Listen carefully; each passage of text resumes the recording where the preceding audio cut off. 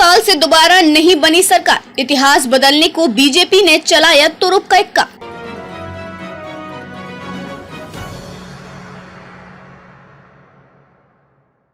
कर्नाटक में पिछले 38 साल से ये परंपरा है कि कोई भी पार्टी लगातार दूसरी बार सत्ता में नहीं आ पाती है, लेकिन इस बार बीजेपी इसे तोड़ने के लिए पूरा जोर लगा रही है।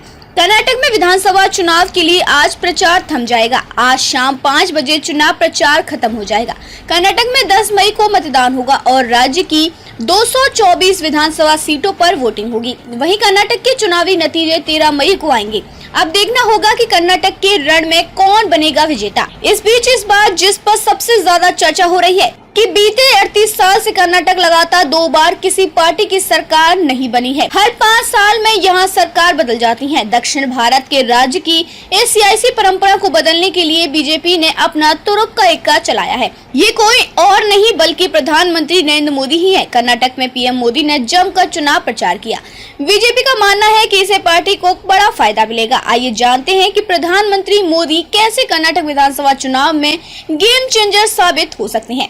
बीजेपी के सबसे बड़े संकट मोचक, बता दें कि बीजेपी के सबसे बड़े स्टार प्रचारक, सबसे बड़े संकट मोचक और सबसे बड़े नायक प्रधानमंत्री नरेंद्र मोदी ही हैं। दरअसल बीजेपी और विरोधियों के बीच पीएम मोदी सबसे बड़ा अंतर साबित होते आए हैं और कर्नाटक चुनाव में भी ये हकीकत सामने आती दिखाई दे रही है, क्योंकि दावा किया जा रहा है कि पीएम मोदी ने इस चुनाव में सियासी हवा का रुख मोड़ दिया है। कौन लेता है जीत की गारंटी? प्रधानमंत्री नरेंद्र मोदी। बीजेपी और इसके समर्थकों के लिए ये नाम ही काफी है, वो नाम जो चुनावी जीत की गारंटी है और एक पक्का यकीन है कि देश के कमान बेहद मजबूत हाथों में है।